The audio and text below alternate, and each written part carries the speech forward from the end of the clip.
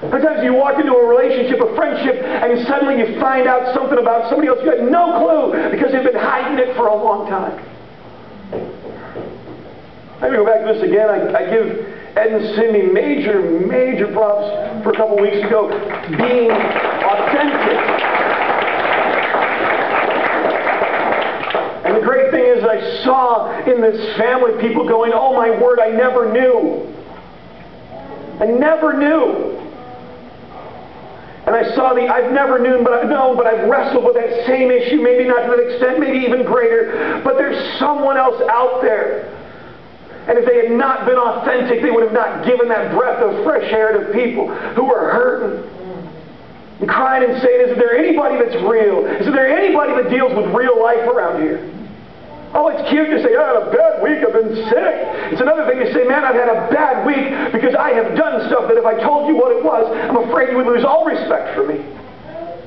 I'm afraid you'd never ask me to be a part of your small group again. And you'd look down at me because I'm a sinner. And that's what we are. That line's a little more scary to deal with because it gets down a little bit closer to who we really are. Most of us wouldn't consider ourselves liars. We don't want to make a habit of telling lies, but being authentic is a whole other thing. Authentic. But this promise comes to the Israelites. You will not bear false witness to your neighbor. You're not going to.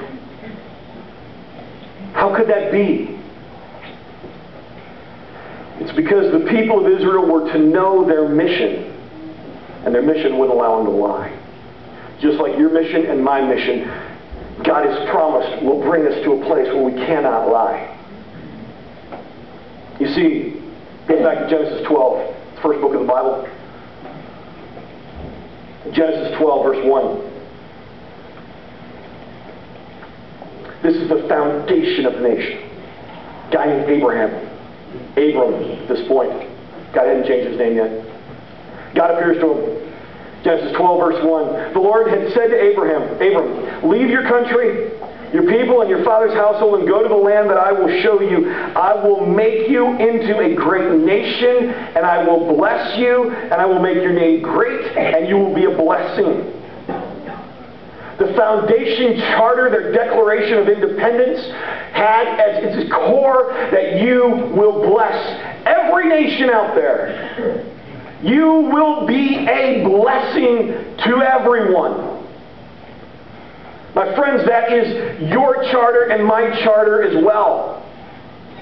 That is your and my mission in life just as much as it was the Israelites. 1 Peter. 1 Peter, towards the end of the Bible. You're going into the New Testament all the way to the end. If you get to Revelation or John, you're a little too far. Head back just a skosh. Just a skosh. 1 Peter 2, verse 9. But you are not like that. For you are a chosen people. This is you. Put your name in there. But you, Brian, are a chosen people. You, Jeremy, are a chosen person. You, Abby, are a chosen person. You are a chosen person.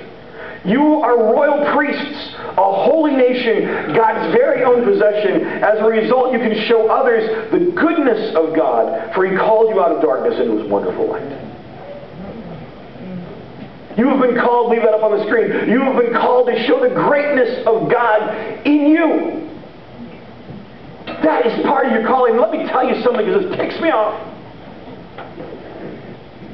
I get to be up here with a microphone and screens. Woohoo! Put a name, a title, pastor in front of my name. But let me tell you something. According to Scripture, you are a royal priesthood just as much as I am. The calling on your life is just as significant as the calling on mine. There are no gradients in the Christian faith. There are no giants and then little people, no bosses and little peons. You are called as a priest of God. Your mission is as much as mine. Amen. If God has called you to do whatever it is, do it as a master, a servant of God, as a missionary for God. If you're called to work at Taco Bell, work at Taco Bell. Amen. But you're not just called to be existing at Taco Bell. You are called to be amazing at Taco Bell. Because you're working for God, not that really annoying manager who won't give you time off.